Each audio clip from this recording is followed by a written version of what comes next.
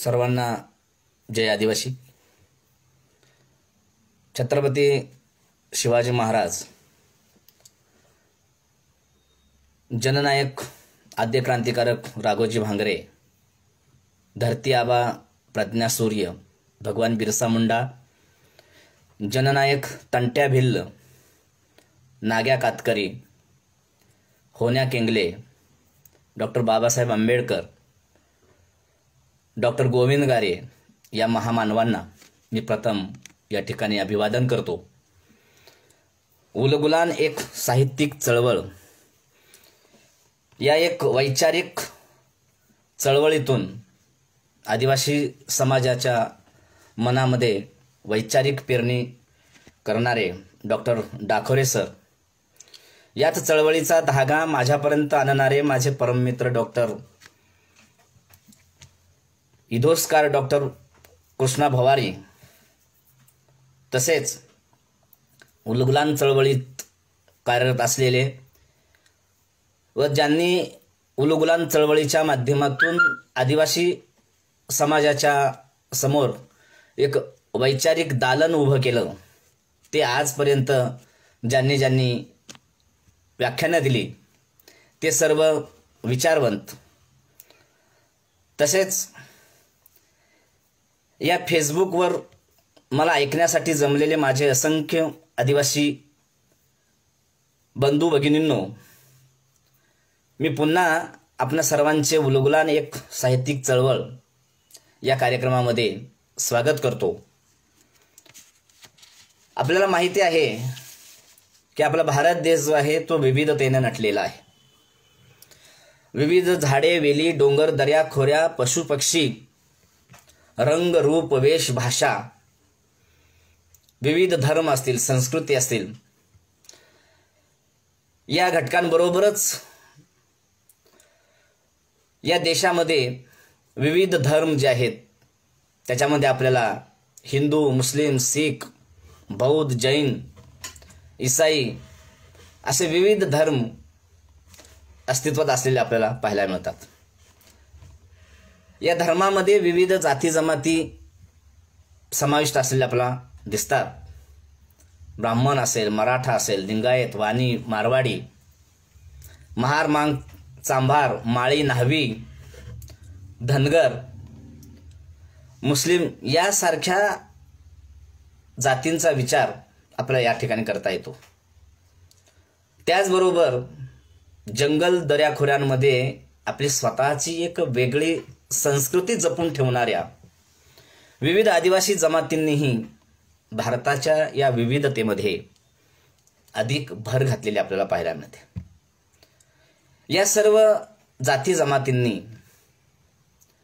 आपल्या संस्कृतीचे जतन आपल्या परीने केलेले पाहायला मिळते. या प्रत्येक समाजाच्या वेगवेगळ्या संस्कृतीमुळेच भारतामध्ये वैविध्य आपणास अनुभवण्यास मिळते आहे. म्हणूनच की काय, जग आपल्या देशाला विविधतेने नटलेला देश असं म्हणताना दिसते. एकूणच आपला विचार करता येतो की या सर्व घटकांच्या मुळाशी संस्कृती हा घटक अतिशय महत्त्वाचा आहे. या संस्कृतीचं प्रत्येक समाजाच्या पातळीवरती वेगवेगळं दर्शन आपल्याला घडताना दिसतं. हे जाणून घेण्यापूर्वी आपल्याला एक संस्कृती म्हणजे नेमकं काय हा विचार जाणून घेणं गरजेचं आहे. एडवर्ड टेलर यांनी या संस्कृतीविषयीचा विचार व्यक्त केलेला आहे. ते म्हणतात की ज्ञान, श्रद्धा, कला, नीतितत्व, नीतिनियम, कायदा, रूढी यांचा आणि माणूस समाजाचा एक सभासद म्हणून ज्या ज्या क्षमता व सवयी आत्मसात करतो त्या सर्वांचा एक व्यामिश्र बंध म्हणजे संस्कृती. इरावती कर्वे संस्कारपूर्ण व संस्कारमय जीवन जगण्याची देशकाल विशिष्ट रीत म्हणजे संस्कृती असा विचार मांडतात. त्याच्याही पलीकडे जाऊन आपल्याला हरिदत्त वेदालंकार यांनी संस्कृतीविषयीचं जे आपलं मत व्यक्त केलेलं आहे ते फार महत्त्वाचं आहे. ते असं म्हणतात की भौतिक प्रगतीनं माणसाच्या शरीराची जी काही भूक आहे ती भागली जाते किंवा भागू शकते, परंतु याच्या व्यतिरिक्तही माणसाचं मन आणि आत्मा हे असंतुष्ट राहतात. मग ह्या मन आणि आत्म्याला संतुष्ट करण्यासाठी मनुष्य जो आपला विकास साधतो त्याला संस्कृती असं म्हटलेलं आहे. म्हणजेच आपल्याला असा विचार इथं करता येईल की आत्मिक आणि भौतिक उन्नतीसाठी मानवाने केलेल्या सम्यक कृती म्हणजे संस्कृती, असा संस्कृतीच्या दृष्टिकोनातून आपल्याला विचार करता येईल. मग आदिवासी संस्कृतीच्या दृष्टिकोनातून आपल्याला काय विचार करता येईल? जसं आपल्याला म्हणता येईल की आदिवासी समाजामध्ये पूर्वापार परंपरेपासून रुजलेलं जे काही ज्ञान आहे, कला असेल, त्याच्या श्रद्धा असतील, नीती असतील, त्याचे नीती नियम असतील, त्याचे कायदे असतील, रूढी असतील, परंपरा असतील, चालीरीती असतील, यांचा आदिवासी समाजाचा एक सभासद म्हणून आदिवासी माणसाने स्वीकार करून त्या सर्व बाबी आपल्या जीवनामध्ये आत्मसात केलेले असतात आणि त्या सर्व घटकांच्या माध्यमातून तो जीवन जगत असतो. त्यास आदिवासी संस्कृती असं म्हणतात किंवा आपल्याला म्हणता येईल. म्हणजे एकूणच आपल्याला इथं असं म्हणता येतं की संस्कृती हा घटक ज्यावेळेस आपण लक्षात घेतो आणि त्यातल्या त्यात पर्टिक्युलर आदिवासी समाजाची संस्कृती, त्यावेळेस आपल्याला असा विचार करता येतो की महाराष्ट्रामध्ये हा आदिवासी समाज जो आहे तो आदिवासी समाज हा विशिष्ट असं मी तर म्हणजे की खास अशा वैशिष्ट्याचा विचार आपल्याला त्यांच्या बाबतीत करता येईल. काय वैशिष्ट्य आपल्याला लक्षात घेता येईल? तर ते वैशिष्ट्य म्हणजे की विशिष्ट प्रांतात विशिष्ट जमातींचं वास्तव्य असलेलं दिसतं. म्हणजे जसं आपण म्हणूया की पुणे, अहमदनगर, नाशिक यांचा सह्याद्रीचा पश्चिम पट्टा आणि रायगड, ठाणे, पालघर या जिल्ह्यांच्या जो काही म्हणजे सह्याद्रीचा जो काही पायथा आहे या परिसरामध्ये डोंगर दऱ्यांमध्ये महादेव कोळी समाज जो आहे तो विखुरलेला आपल्याला पाहायला मिळतो. म्हणजे मी मगाशी म्हटलं की आदिवासी जमातींचं एक खास वैशिष्ट्य कोणतं असेल तर हा समाज जो आहे तो विशिष्ट प्रांतामध्ये समूहाने राहताना आपल्याला पाहायला मिळतो. म्हणजे जशी महादेव कोळी समाजाची म्हणजे रीत आहे किंवा महादेव कोळी समाजाचा विचार आपण करतो तसाच आपल्याला इतर आदिवासी जमातींचा सुद्धा विचार करता येतो. ज्यावेळेस आपण कोकणाच्या किनारपट्टीला जातो, समुद्राच्या किनारपट्टीला किंवा तो प्रदेश जो आहे ठाणे, पालघर किंवा रायगड असेल, या जिल्ह्यांमध्ये विशिष्ट जमातींचं वास्तव्य आपल्याला पाहायला मिळतं. त्यात आपल्याला ठाकर, कातकरी असेल, कोळी मल्हार असतील किंवा कोकण असेल, या जमातींचं वास्तव्य आपल्याला पाहायला मिळतं. तिकडे उत्तर महाराष्ट्राकडे जर आपण गेलो, धुळे, नंदुरबार, नाशिक वगैरे परिसरामध्ये, तर तिकडं विशिष्ट जमात वास्तव्य असलेली दिसते. भिल्ल जमात जी आहे, पावरा असेल, मावची असतील, गावित असेल वगैरे जमातींचं वास्तव्य हे उत्तर महाराष्ट्रामध्ये आपल्याला पाहायला मिळतं. तसंच आपल्याला पूर्वेकडे जर आपण गेलो, विदर्भामध्ये गडचिरोली असेल, चंद्रपूर असेल, यवतमाळ असेल, भंडारा असेल, वर्धा असेल, अमरावती असेल, हे जे जिल्हे जे आहेत या जिल्ह्यांमध्ये सुद्धा विशिष्ट आदिवासी जमातींचं वास्तव्य आपल्याला पाहायला मिळतं. मग तिथं गोंड असतील, माडिया गोंड असतील, कोरकू असतील, कोलाम असतील, परधान, पारधी, अंध वगैरे जमातींचं वास्तव्य आपल्याला तिथं दिसतं. हे सर्व सांगण्यापाठीमागं माझा हेतू असा आहे की महाराष्ट्रातील आदिवासी जमाती ज्या आहेत त्या विशिष्ट प्रांतामध्ये एकवटलेल्या आहेत आणि त्यामुळेच आदिवासी संस्कृती जी आहे ती आजपर्यंत टिकली आहे असं मला वाटतं. कारण या जमातींमध्ये जर समजा विखुरलेपण असतं, जसं आपण म्हणतो की आज नोकरीच्या निमित्तानं व्यवसायाच्या निमित्तानं आपण आपलं मूळ गाव सोडलं आणि मूळ गाव सोडून आपण जर इकडं दुसऱ्या कोल्हापूर, सांगली, सातारा वगैरे वगैरे जिल्ह्यांमध्ये जर गेलो तर आपण आपल्या संस्कृतीविषयी किती जागरूक राहतो. म्हणजेच आदिवासी समूह जे आहेत ते समूह हे विशिष्ट प्रांतामध्ये विखुरल्यामुळं आदिवासी संस्कृतीला धुमारे फुटताना आपल्याला पाहायला मिळतात. आज त्याचं प्रत्यंतर जे आहे ते आपल्याला यायला लागलेलं आहे. म्हणजे आजच्या या आधुनिक काळामध्ये सुद्धा या आदिवासी संस्कृतीचं जतन जे आहे ते जतन होऊ लागलेलं आहे. मी तर म्हणून त्याच्या पलीकडे जाऊन या आदिवासी संस्कृतीचं दर्शन जे आहे ते दर्शन आज व्यावसायिक पातळीवरती सुद्धा आपल्याला घडायला लागलेलं आहे. म्हणजे विविध कार्यक्रमांच्या माध्यमातून आदिवासी नृत्य असतील वगैरे वगैरे कला असतील त्या सादर होताना आपल्याला पाहायला मिळतात. वारली पेंटिंग जी आहे ती पेंटिंगनं आज जागतिक बाजारपेठ जी आहे ती बाजारपेठ काबीज केलेली आपल्याला पाहायला मिळतात. तसं म्हणायला गेलं तर ही एक चांगली बाब आहे. दुसरी बाब अशी, या संस्कृतीच्या माध्यमातूनच या प्रत्येक जमातीनं आपली स्वतःची एक ओळख केलेली आहे. मग अशी मी तुम्हाला सांगितलं की वारली पेंटिंग हा एक ब्रँड जो आहे तो ब्रँड आज तयार झालेला आहे. म्हणजे सांगायचं तात्पर्य काय की आदिवासी संस्कृतीनं आदिवासी समाजाला त्याची स्वतःची एक ओळख करून दिलेली आहे. त्याच्या पलीकडे जाऊन या संस्कृतीच्या माध्यमातूनच या सर्व जमाती आपले सामाजिक, सांस्कृतिक आणि आर्थिक जीवन जगताना दिसत आहेत. त्याच्या पुढे जाऊन मी असं म्हणेल की महाराष्ट्रातील प्रत्येक आदिवासी जमातींची संस्कृती जी आहे ही जरी स्वतंत्र असली, मग असं मी सांगितलं की प्रत्येक आदिवासी जमातीची एक स्वतंत्र संस्कृती आहे, प्रत्येकाने ती आपल्या परीने जतन केलेली आहे. असं जरी असलं तरी सामाजिक जीवन मूल्ये जी आहेत ती सर्वांच्या संस्कृतीमधून सारखीच प्रतीत होताना आपल्याला पाहावयास मिळतात.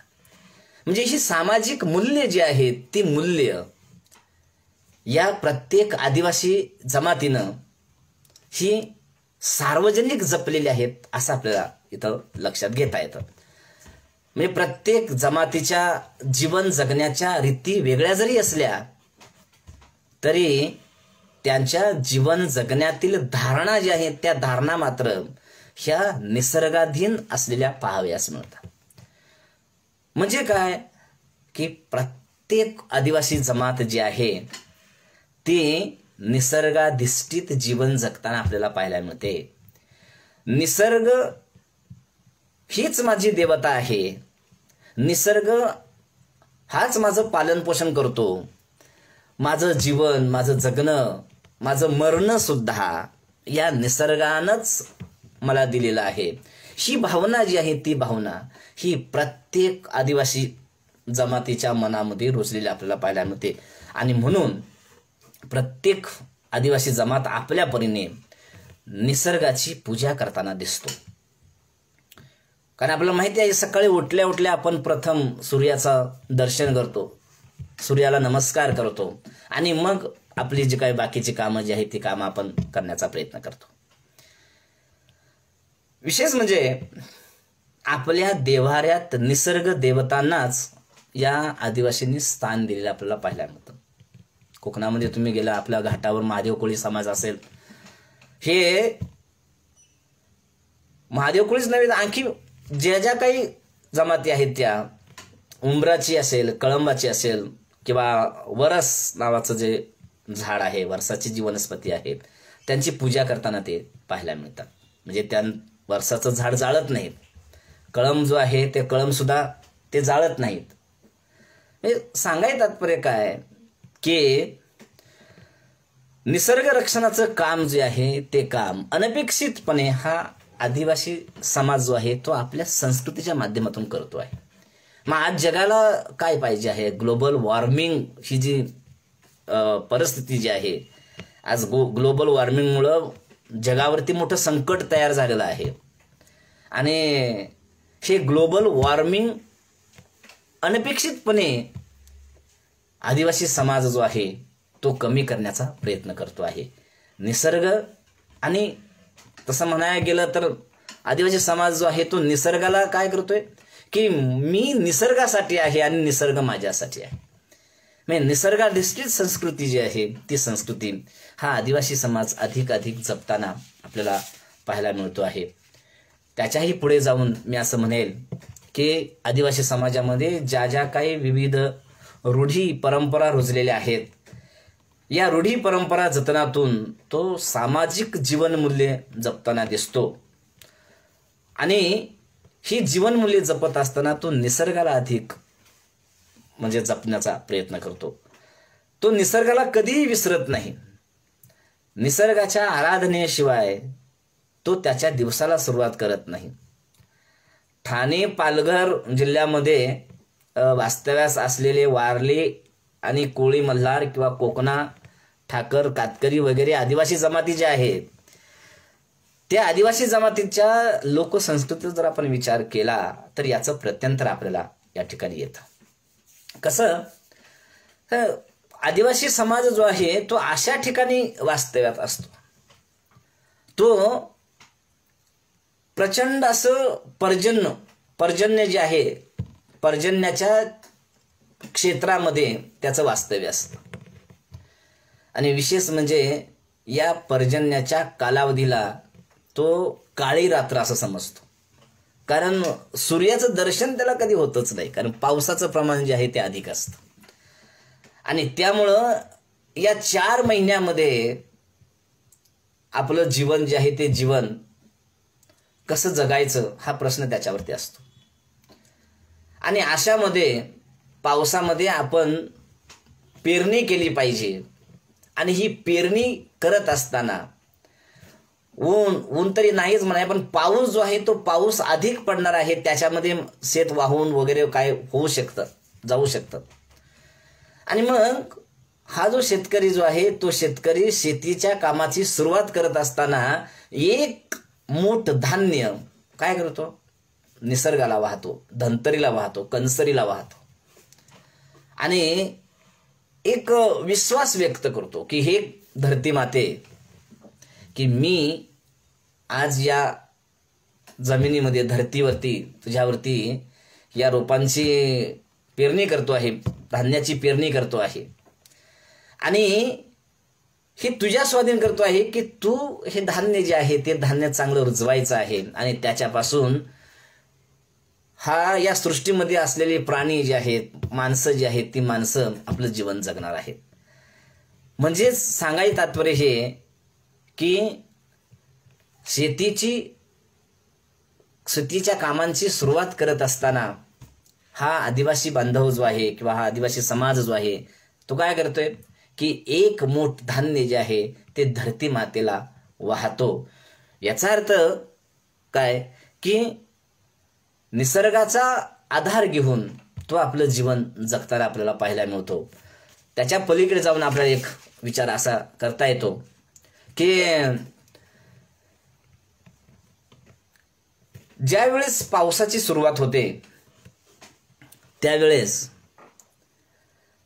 एक नवचैतन्य सृष्टीमध्ये तयार झालेलं असतं, निर्माण झालेलं असतं, सर्वत्र पसरलेलं असतं, हिरवाई सर्वत्र पसरलेली असते.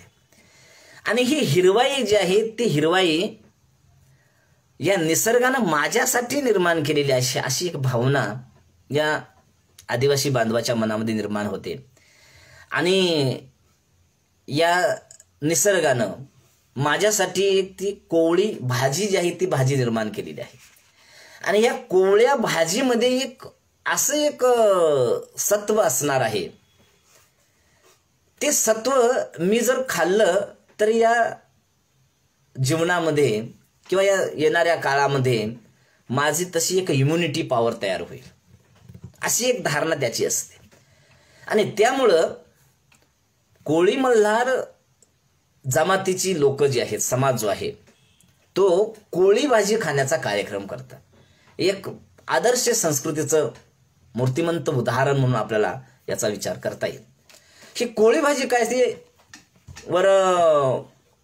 आता कोळी महादेव समाजामध्ये तिला कोळीची भाजी म्हणतात आणि मल्हार कोळीमध्ये कोळी भाजी म्हणतात. आणि ही कोळी भाजी खाण्याचा कार्यक्रम त्या ठिकाणी केला जातो. तशी कोळी भाजी जी आहे ती डोंगरावर पठारावर मिळते. आता मला माहिती आहे ती कोळी भाजी कशी असते, ती मी खाल्लेली आहे. तर ही जी कोळी भाजी जी आहे ती कोळी भाजी खाण्याचा कार्यक्रम या मल्हार कोळी जमातीच्या प्रत्येक कुटुंबामध्ये आवर्जून केला जातो. ती खाल्ली जाते भाजी. विशेष म्हणजे ही भाजी खाण्यापासून कोणतीही व्यक्ती चुकता कामा नये याची काळजी जी आहे ती काळजी हे इथं घेताना दिसतात. मग सासरी गेलेली आपली एक मुलगी जी आहे ती मुलगी असेल किंवा एखाद्या नोकरीनिमित्त बाहेर गेलेला आपला मुलगा असेल, वडील असतील, म्हणजे जेवढी लोक बाहेर गेलेली असतात त्या बाहेर गेलेल्या लोकांना इथं आवर्जून बोलवलं जातं. का तर ही कोळी भाजी जी आहे ती कोळी भाजी सर्वांनी मिळून एकत्र खाल्ली पाहिजे. मी एक असा त्याच्या बाबतीमध्ये विचार करतो की कदाचित येणारी ही जी काळी रात्र आहे, मगाशी मी काळी रात्रीच्या संदर्भात मध्ये तुम्हाला सांगून दिलेलं आहे की येणारा हा पावसाचा कालखंड जो आहे या कालखंडाला पेलण्यासाठी, त्या कालखंडाशी सामर्थ्य किंवा सामना करण्यासाठी या कोळी भाजीतून काहीतरी शक्ती मिळते की काय अशी एक धारणा इथं माझी तरी झालेली आहे. आणि म्हणून या कोळी भाजी खाण्यापासून कोणीही चुकता कामा नये ही एक आदिवासी संस्कृती आहे. हा एक वेगळा विचार जो आहे तो विचार आपल्याला इथं आदिवासी संस्कृतीच्या दृष्टिकोनातून विचारात घेतला जातो. त्याच्या पलीकडे जाऊन की हा निसर्ग जो आहे तो निसर्ग हा माझ्यासाठी आहे आणि मी निसर्गासाठी आहे. म्हणजे निसर्ग आणि आदिवासी यांचं जे नातं जे आहे ते नातं फार घट्ट आहे आणि हे घट्ट नातं या प्रत्येक आदिवासी समाजानं केलेलं आहे असं आपल्याला म्हणता येतं. बघा, जसा कोळी भाजी खाण्याचा विधी किंवा कार्यक्रम केला जातो तसाच मुठे खाण्याचा कार्यक्रमही अशाच स्वरूपाने केला जातो. आपल्याला सर्वांना माहिती आहे मुठे काय भानगड आहे. खेकड्यांचाच एक तो प्रकार आहे आणि पठारावरती हे मुठे फार मिळतात. तर हा मुठे खाण्याचा प्रकार कार्यक्रम जो आहे तो कार्यक्रम एक संस्कृतीचा एक वारसा म्हणून आपल्याला विचारात घेता येतो. का निसर्गानं आपल्याला जे काही भरभरून दिलेलं आहे त्याचा लाभ आपण का उठवू नये ही जाणीव जी आहे ती जाणीव या आदिवासी संस्कृतीच्या माध्यमातून मला करून द्यायची आहे. शेतीच्या पद्धती जर आपण विचार केला म्हणजे निसर्ग आणि मगाशी मी तुम्हाला सांगितलं की शेतीची सुरुवात जी आहे ती केल्यानंतर काय केलं जातं. आता शेती करण्याची जी पद्धती आहे ती पद्धती इथं फार महत्वाची आहे. महादेव कोळी समाजामध्ये सरकत आणि पडकई या शेती करण्याच्या पद्धतीतून मानवतावादी दृष्टी जी आहे ती दृष्टी अधिक जपलेली आपल्याला पाहायला मिळते. विशेष म्हणजे समूहाची ताकद काय असते किंवा ही समूहाची ताकद जी आहे ती काय करते की माणसाच्या जगण्याचं बळ वाढवते, माणसाला जगण्यासाठी अधिक प्रवृत्त करते. नाहीतरी दरीमध्ये डोंगरामध्ये दळ्यांची जी आपण शेती करतो, दळ हा शब्द मी आवर्जून इथं वापरलेला आहे की दळ जे आहे ते दळ हे काय असं मैदानामध्ये केलं जात नाही, तर डोंगर उतारावरती दळ केलं जातं. जाळी वगैरे तोडून पेटवून दिल्यानंतर त्याच्यामध्ये नाचणी पेरली जाते, वरई पेरली जाते आणि उतारावरती ती शेती केली जाते. मग ही आपली शेती आहे. मग ही जी शेती जी आहे ती शेती करत असताना डोंगराची शेती आहे, कष्टाची शेती आहे.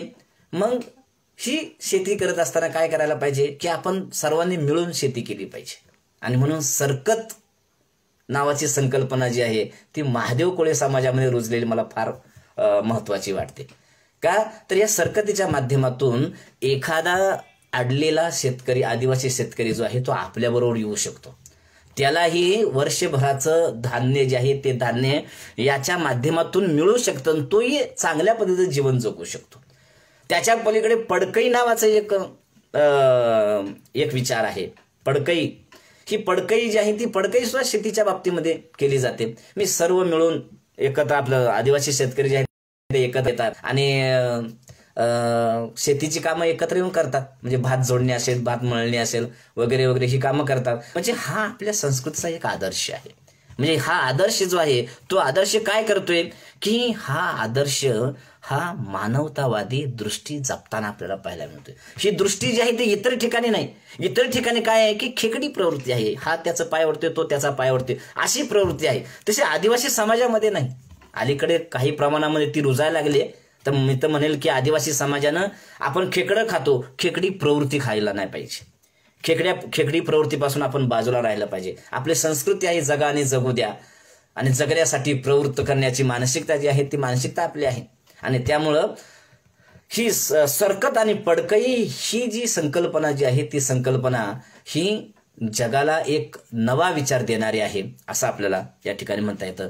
आज जरी यांत्रिक शेती आली तर या यांत्रिक शेतीमध्ये खर्च फार आहे. हा खर्च जो आहे तो खर्च आपण बाजूला सारून ही पारंपरिक शेती जी आहे जर आपण केली तर निश्चितच आपली प्रगती जी आहे ती झाल्याशिवाय राहणार नाही. बघा, आपल्या समाजामध्ये किंवा आदिवासी समाजामध्ये जर समजा एखाद्या शेतकऱ्याची आवनी जी आहे ती जर लांबली, ती लांबू द्यायची नाहीये. शेतकऱ्याला माहिती आहे ही आवनी जर लांबली तर त्याचं धान्य जे आहे ते वाया जाणार आहे, त्याची रोपं जी आहे ती वाया जाणार आहेत. आणि मग सर्वजण त्याने जरी नाही बोलवलं तरी लांबलेली आवनी जी आहे ती लवकर करण्यासाठी सर्वजण आपल्या परीने जाऊन त्याचं काम करतात. म्हणजे ही जगा आणि जगुद्याची जी मानसिकता जी आहे ती मानसिकता या आदिवासी संस्कृतीमध्ये जपलेली आपल्याला पाहायला मिळते. त्याच्या पलीकडे जाऊन मी असं म्हणेल की कोळी मल्हार आदिवासी जमात असेल किंवा इतर आदिवासी जमाती आहेत, या आदिवासी जमातींमध्ये विविध सण साजरे केले जातात. या सणांचं एक वेगळेपण जे आहे ते वेगळेपण आपल्याला इथं दिसून येतं. या सणांच्या माध्यमातून मानवी जीवनमूल्यांची जी काही सामाजिक जीवनमूल्ये जी आहेत ती अधिक जोपासलेली आपल्याला पाहायला मिळतात. त्यातल्या त्यात नागपंचमीचा जर आपण विचार केला तर ही नागपंचमी का साजरी केली जाते? कारण निसर्ग आणि माणूस, जंगल आणि आदिवासी यांचं एक घट्ट नातं आहे. आणि या जंगलामध्ये फक्त आदिवासी माणूसच फिरतो असं नाही. या आदिवासी माणसानं या जंगलामध्ये इतर प्राण्यांचं, इतर पक्ष्यांचं, कीटकांचं अस्तित्व मान्य केलेलं आहे आणि ते करायलाच पाहिजे. तोही त्यांच्यापैकीच एक आहे. मग ही फिरत असताना काही जनावरं जी आहेत, काही म्हणजे सर्प आहेत, काही जनावरं जी आहेत ती दंश करू शकतात. म्हणजे नागदेवता जी आहे त्या नागदेवतेला प्रसन्न करण्यासाठी ही नागपंचमी जी आहे ती करण्याचा प्रयत्न केला जातोय. आता या ठिकाणी जशी नागदेवतेची पूजा करण्यासाठी नागपंचमी केली जाते तसं मल्हार कोळी जमातीमध्ये एक वेगळी रीत जी आहे ती जपल्या गेलेली आहे. आपल्या भावाचं या जंगलामध्ये रक्षण व्हावं म्हणून बहीण जी आहे ती बहीण काय करते, आपल्या भावासाठी पंचमीच्या दिवशी दिवसभर उपवास करते. आणि ही जाणीव त्या भावाला असते. आणि परंपरेनुसार या कोळी मल्हार जमातीमध्ये काय केलं जाते की कोंडी नावाचा किंवा कोंडी म्हणतात, काही जण कोंडी म्हणतात, मी कोंडी नावाचा एक तांदळाच्या पिठापासून पदार्थ बनविला जातो. आणि हा पदार्थ जो आहे तो पदार्थ कोणत्याही परिस्थितीमध्ये तो आपल्या बहिणीकडे घेऊन जातो. आणि बहिणीलाही म्हणजे विश्वास असतो की माझा भाऊ जो आहे तो माझा भाऊ ही कुंडी हा पदार्थ जो आहे तो नक्की घेऊन येणार. म्हणजे एकूणच या रीतीमधून किंवा या सणामधून भावा बहिणीचं प्रेम जे आहे ते प्रेम, तिचं नातं जे आहे ते नातं हे किती घट्ट विणल्या गेलेलं आहे ह्याची जाणीव आपल्याला या ठिकाणी होते. म्हणजेच आपल्याला मगाशी मी काय सांगितलं की मानवी मूल्यांची जोपासना जी आहे ती जोपासना या आदिवासी संस्कृतीमध्ये अधिक केलेली आपल्याला पाहायला मिळते. त्याच्या पलीकडे गौरीचा सण जो आहे तो तर फारच महत्त्वाचा सण आहे. गौरीचा सण हा तसा निसर्गाची पूजा असलेलाच एक सण आहे. विशेष म्हणजे गौरी ही आदिवासींची देवता आहे आणि तिची पूजा जी आहे ती पूजा घरी केली जाते. आता ही पूजा करत असताना त्या गौरीला एकदम मानवी पातळीवरती घेऊन येतात ते.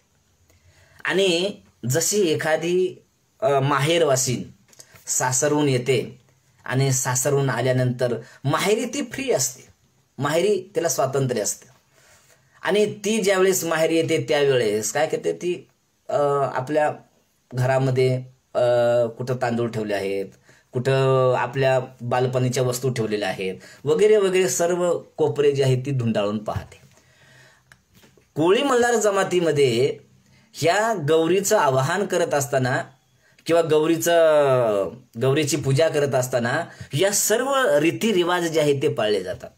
म्हणजेच काय की माहेरी आल्यानंतर एखादी मुलगी जी आहे त्या मुलगीचा पाहुणचार जसा केला जातो तसा पाहुणचार या गौरीचा केला जातो.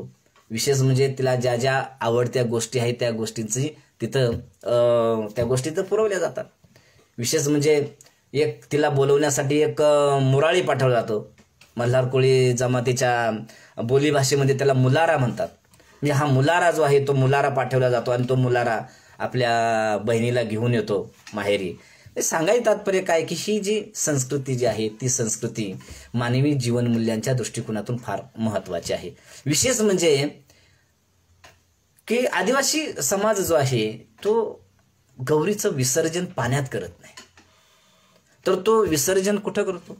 त्याच्यासाठी इंदीची फुलं जी आहेत ती आणलेली असतात, आपल्याला माहिती आहे सर्वांना. तर ही फुलं जी आहेत किंवा जे काय हे आहे ते तो भातामध्ये गणपतीच्या दिवशी जो काही एक बहाव्याचा, आपण बहाया म्हणतो, बहाव्याचा डहाळा जो आहे तो डहाळा रोवलेला असतो, त्याला एक गोंडा बांधलेला असतो. त्या डहाळ्याच्या शेजारी गौरीचं विसर्जन करतात. म्हणजे निसर्ग हा जो आहे त्या निसर्गालाच सामावून घेतो. ही जाणीव जी आहे ती जाणीव आदिवासी संस्कृतीमध्ये आपल्याला जपलेली पाहायला मिळते. दिवाळीच्या वेळेस दिवाळीचा सण सुद्धा प्रत्येक आदिवासी जमाती जे आहेत त्या आपापल्या रीतिरिवाजानुसार साजऱ्या करताना आपल्याला पाहायला मिळतात. विशेष म्हणजे या सणामध्ये जसं आपण भाऊबीजेचा सण जो आहे तो काय सर्वत्र प्रचलित आहे, पण कोळी मल्हार जमातीच्या दिवाळीच्या वेळेचा जो काय संपूर्ण आविष्कार जो आहे तो आविष्कार मात्र थोडासा मला वेगळा वाटला. काय वेगळा वाटला म्हणजे मी तर म्हणेल की ठाणे पालघर परिसरामध्ये ठाकर आहेत, कातकरी आहेत, कोकणा वगैरे आहेत किंवा वारली आहेत, यांचं दिवाळीचा सण साजरा करण्याची एक वेगळी रीत जी आहे ती रीत आपल्याला इथं लक्षात घेता येते. विशेष म्हणजे ही एक आपल्या संस्कृतीची एक वेगळी ओळख म्हणून लक्षात घेता येईल. का तर आपली जी काही जनावरं आहेत, आता कोकणामध्ये आपल्याला जे काय आपले गाई म्हशी वगैरे असेल ते जनावर म्हणतो.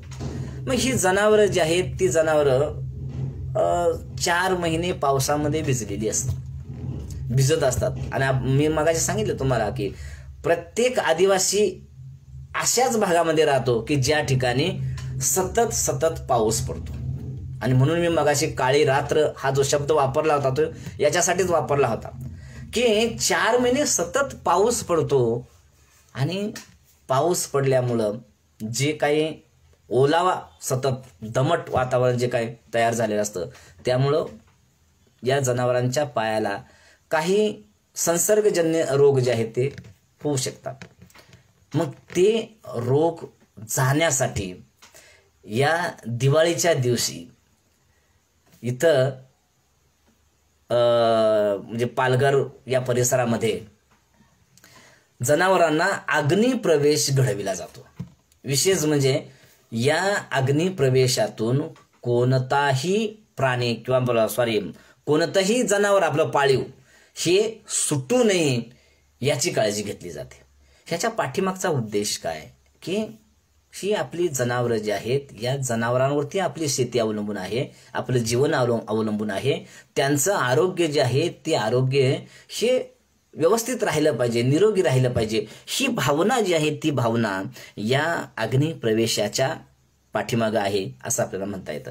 म्हणजे सांगायचं तात्पर्य काय की हा जो दिवाळीचा विचार जो आहे तो विचार मी याच्यासाठी आपल्यासमोर मांडला की आदिवासी संस्कृतीच्या माध्यमातून ही सामाजिक मूल्य जी आहेत ती मूल्य ही अधिक जतन झालेली पाहायला मिळतात.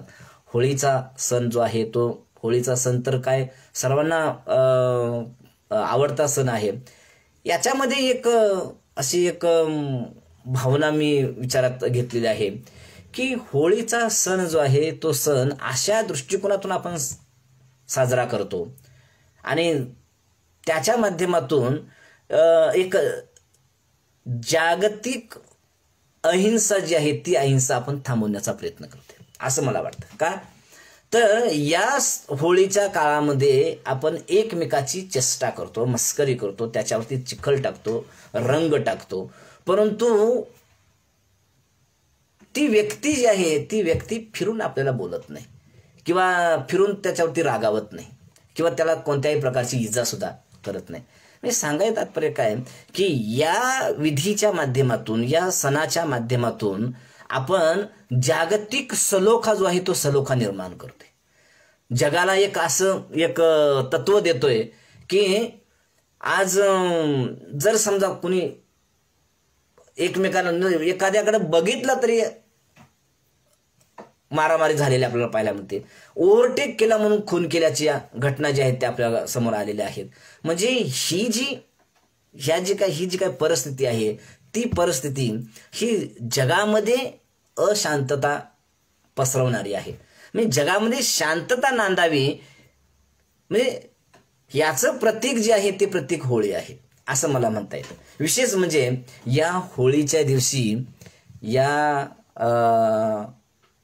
परिसरामध्ये पालघर असेल ठाणे असेल या परिसरामध्ये नवविवाहिता ज्या आहेत त्या नवविवाहिता होळीचं दर्शन घेण्यासाठी आवर्जून येतात. म्हणजे अग्नीचं दर्शन घेण्यासाठी होळी मातेचं दर्शन घेण्यासाठी त्या येताना आपल्याला दिसतात. त्याचबरोबर पाडव्याचा जो काय म्हणजे पाडव्याला तर हे असते म्हणजे चैत्र महिन्याची सुरुवात नवीन वर्षाची सुरुवात असते आणि विशेष म्हणजे अमावस्या असते अगोदरच्या दिवशी आणि दुसऱ्या दिवशी जो काही चंद्र येतो तो चैत्राचा चंद्र पाहण्यासाठी या कोकणातील आदिवासी जमाती ज्या आहेत त्या जमातीच्या ज्या काही नवविवाहिता ज्या आहेत त्या येताना आपल्याला पाहायला मिळतात. म्हणजे सांगायचं तात्पर्य काय की ही संस्कृती जी आहे ती संस्कृती एक सामाजिक जीवनमूल्य जी आहेत ती अधिक जपताना आपल्याला पाहायला मिळते. म्हणजे जगामध्ये आज कशाची गरज आहे, सामाजिक सलोख्याची गरज आहे, शांततेची गरज आहे, अहिंसेची गरज आहे. म्हणजे ही सर्व मूल्ये जी आहेत ती मूल्ये ही आदिवासी संस्कृती पेरताना आपल्याला पाहायला मिळते आहे. मला एक लग्न विधीच्या संदर्भामध्ये किंवा लग्नाच्या बाबतीमध्ये एक वेगळेपण तुमच्यासमोर मांडायचं आहे. एक आदर्श लग्न पद्धती जी आहे की ही लग्न पद्धती सर्वत्र असणं गरजेचं आहे असं मला वाटतं. का तर एक संशोधनाचा भाग म्हणून मी ज्या वेळेस या परिसरामध्ये फिरलो त्यावेळेस या संशोधनामध्ये मला लग्न पद्धतीचा एक विचार जो आहे तो विचार वेगळा वाटून आला. का तर या परिसरामध्ये वारले असतील किंवा कोळी मल्हार असतील किंवा ठाकर असतील वगैरे ह्या धवलेरीच्या माध्यमातून लग्नविधी करताना पाहायला मिळतात. आता जसं महंदबेचे धवळे वगैरे आपल्याला ते अभ्यासातून लक्षात आलेलं आहे.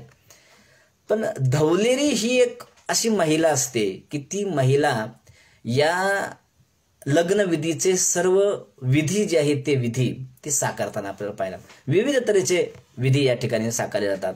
म्हणजे जसं आपण म्हणतो की उठणं लावणे असेल, हळद हे करा असेल, धान मोजायचा कार्यक्रम असेल किंवा बाशिंग बांधायचा कार्यक्रम असेल वगैरे वगैरे सर्व विधी जे आहेत ते विधी ही धवलेरी करताना आपल्याला पाहायला मिळते.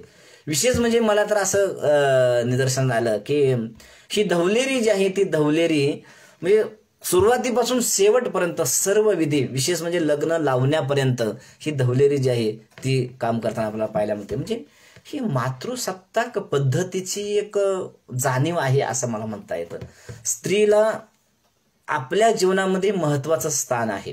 म्हणजे आदिवासी समाज जो आहे तो स्त्रीला वेगळं करत नाही, तर तो स्त्रीला अत्यंत महत्वाचं स्थान देतो, स्त्रीला उच्च कोटीचं स्थान देतो.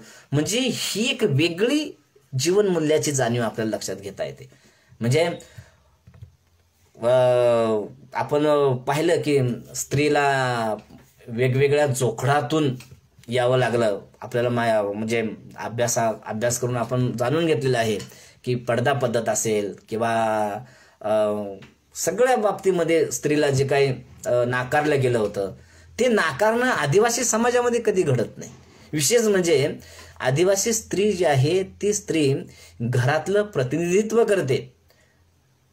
आदिवासी घरामध्ये किंवा परिवारामध्ये जर समजा मुलं जी आहेत ती बाहेर कामाला जात असतील तर ते जो काही पैसा मिळवून आणतील तो पैसा ते वडिलांच्या हातात देत नाही तर ते आईच्या हातात देतात. म्हणजे ही मातृसत्ताक पद्धती जी आहे ती पद्धती ही आदिवासीमध्ये रुजलेली आहे आणि ती जगाला फार मोठी शिकवण देणारी आहे. कारण जगामध्ये स्त्रीला एक वेगळं स्थान दिलेलं आहे. विशेष म्हणजे आपण बाहेर पाश्चात्य राष्ट्रामध्ये सुद्धा बघतो की स्त्रीकडे पाहण्याचा दृष्टिकोन जो आहे तो कसा वेगळा आहे. विशेष म्हणजे आपल्या देशामध्ये सुद्धा स्त्रीकडे पाहण्याची दृष्टी जी आहे ती फार वेगळी आहे. पण आदिवासी समाज जो आहे तो समाज मात्र स्त्रीला एक वरचं स्थान देताना आपल्याला पाहायला मिळतो आहे. दुसरी बाब अशी की या लग्न विधीमध्ये एक चौकाचा विधी केला जातो आणि ह्या चौकाच्या विधीमध्ये मला एक वेगळेपण जाणवलं की हा चौक जो आहे तो चौक त्याच्यावरती बऱ्याच संशोधकांनी संशोधन पण केलेलं आहे. हा चौकाचा विधी जो आहे तो चौकाचा विधी आदिवासी संस्कृतीचं मी तर सार आहे असं मला इथं म्हणता येतं. का तर हा जो चौक आहे या चौकासमोर सर्व विधी जे आहेत ते केले जातात आणि हे विधी करत असताना एक भगत ही एक संकल्पना आदिवासी जीवनामध्ये किंवा आदिवासी लोकजीवनामध्ये अधिक रुजलेली आहे. तर या चौकामध्ये पेंटिंग केले जाते, भिंतीवरती एक पेंटिंग केली जाते आणि त्या पेंटिंगमध्ये किंवा चित्र काढलं जातं. त्या चित्रामध्ये आदिवासी लोकजीवन जे आहे ते संपूर्ण रेखाटलेलं असतं. म्हणजे त्याचं शेताला जाणं असेल किंवा त्याचा पानवठा असेल किंवा त्याचं मळणी असेल किंवा त्याच्या बकऱ्या असतील किंवा त्याचं गुरंढोरं असतील किंवा एखादा भंडारी जो आहे तो भंडारी एखादं आपलं माडाचं झाड आहे किंवा ताडाचं झाड आहे त्याच्यावरती चढताना तो भंडारी आहे, विहीर आहे, हे सगळ्या बाबी ज्या आहेत त्या बाबी त्या समोर मांडलेल्या असतात. आणि त्याच्या एका कोपऱ्यामध्ये बघा एका बाजूला सूर्य असतो, एका बाजूला चंद्र असतो. म्हणजे ह्यांची पूजा तर केली जाते आणि त्याच्या पलीकडे जाऊन आपली कुलदैवत जी आहेत, मग त्याच्यामध्ये आपण म्हणूया की कणसरी असेल, धन्वंतरी असेल किंवा हिरवा असेल, ही जी गावदेवी असेल, ही जी कुलदैवत जी आहेत त्या कुलदैवतांची प्रतिमा जी आहे ती प्रतिमा त्या ठिकाणी तयार केलेली असते. आणि या चौकाचं दर्शन घेतल्याशिवाय लग्न होत नाही. म्हणजेच काय की माझं हे जे लोकजीवन जे आहे या लोकजीवनाचं दर्शन घेऊन नवीन संसाराला सुरुवात करतो आहे. ही केवढी मोठी उच्च कोटीची संस्कृती म्हणून आपल्याला लक्षात घेता येईल. म्हणजे हा चौकाचा विधी जो आहे तो आदिवासी लोकजीवनामध्ये एक आदर्श विधी आहे असं मला या ठिकाणी म्हणता येतं. त्याच्या पलीकडे जाऊन बाशिंग बांधायचा विधी केला जातो, ही एक वेगळी संस्कृती आपल्याला लक्षात घेता येईल. ही बाशिंग बांधण्याचा विधी जो आहे तो विधी करत असताना एक आपल्या संस्कृतीची काय मूल्य आहेत ती मूल्य तू जतन केली पाहिजेत. का तर तू आज एखादी मुलगी जी आहे त्या मुलीचं लग्न व्हायला लागले, नववधू जी आहे ती नववधू आता काही कालांतराने दुसऱ्या घरी जाणार आहे आणि दुसऱ्या घरी गेल्यानंतर तू कोणती मूल्य जपली पाहिजेस, तू काय काय गोष्टी तू जपल्या पाहिजेत याची सर्व शिकवण जी आहे ती शिकवण इथे या बाशिंग बांधायच्या विधीमध्ये पंचांसमोर दिली जाते. पंचांच्या समोर तिला शपथ दिली जाते काय की तू आज या घरातून दुसऱ्या घरामध्ये जाणार आहेस त्या घरामधील सर्व माणसं जे आहेत त्या माणसांना तू सांभाळून घेतलं पाहिजे, समजून घेतलं पाहिजेस. विशेष म्हणजे तू दुसऱ्या घरात जात आहे, आज जो पती तुला आज आम्ही निवडून दिलेला आहे त्याच्याशी तू प्रामाणिक राहिलं पाहिजेस. जरी समजा आयुष्यामध्ये तुझ्या एखादा याच्यापेक्षा भारी व्यक्ती जर आला तर ती व्यक्ती जी आहे त्या व्यक्तीवरती तुझं मन जाता कामा नये. म्हणजे ही एवढी मोठी मित्र म्हणेल की बंधनं जी आहेत ती बंधनं त्या मुलीवरती घातली जातात. म्हणजे का तर संसार हा पावित्र्य त्याचं जे आहे त्या संसाराचं पावित्र्य जे आहे ते टिकलं पाहिजे, ते जपलं गेलं पाहिजे. ही भावना जी आहे ती भावना या बाशिंग बांधण्याच्या विधीमधून आपल्या लक्षात घेता येते. म्हणजे की आपली ही जी नववधू जी आहे त्या नववधूचा संसार जो आहे तो फुलला पाहिजे, त्याची प्रगती झाली पाहिजे, त्याची भरभराट झाली पाहिजे आणि नवीन संसार जो आहे तो संसार सुखाचा समाधानाचा झाला पाहिजे. ही जीवन मूल्ये जी आहेत ती मूल्य या विधीमधून तिच्या ओटीमध्ये टाकली जातात असं मी म्हणेन. म्हणजे माहेरची ही जी ओटी जी आहे ती ओटी तू अशा भावनेनं सांभाळायची आहे की त्या ओटीला कसल्याही प्रकारची बाधा जी आहे ती बाधा होता कामा नये. ही भावना या विधीमधून आपल्या लक्षात घेता येते.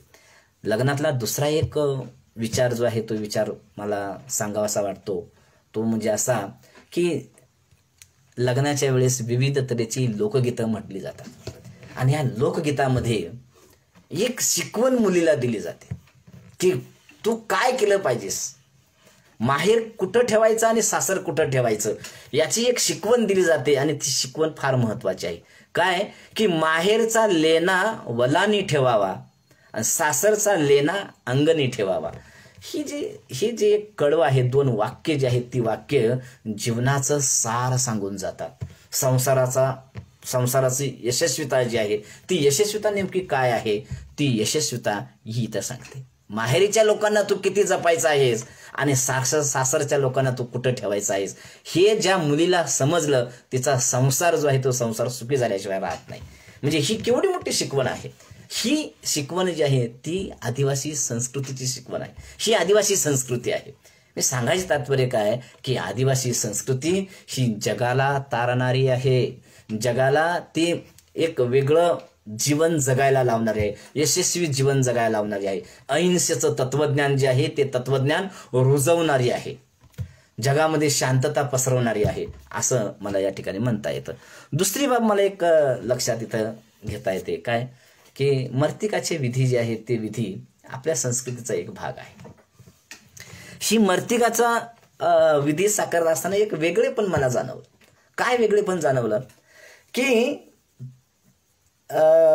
कोळी मल्हार जमात असेल, वारले असतील किंवा ठाकर समाज असेल वगैरे वगैरे जमातींमध्ये त्यातल्या त्यात माझ्या संशोधनाचा भाग म्हणून जर कोळी मल्हार जमातीच्या या मर्तिकाच्या विधीचा जर संदर्भ लक्षात घेतला तर मला एक वेगळी जाणीव या ठिकाणी झाली. एक वेगळा विचार माझ्या मनामध्ये आला की संस्कृतीच्या माध्यमातून आपली सृष्टी जी आहे ती सृष्टी कशी आपल्याला व्यवस्थित पेलता येईल, आपल्या सृष्टीला आपण कसं जतन करू ह्याची भावना जी आहे ती भावना या कथेच्या माध्यमातून व्यक्त केली जाते. या कथेतून काय सांगितलं जातं, भगत जो आहे तो भगत एखादी कथा सांगतो आणि ती कथा सांगितल्यानंतर मन अगदी असं हेलावून जातं की अरे हे तर आपण विचार कधी केलाच नव्हता. म्हणजे सृष्टीची काळजी घेणारा किंवा सृष्टीची काळजी घेणारी एकमेव संस्कृती आहे ती म्हणजे आदिवासी संस्कृती.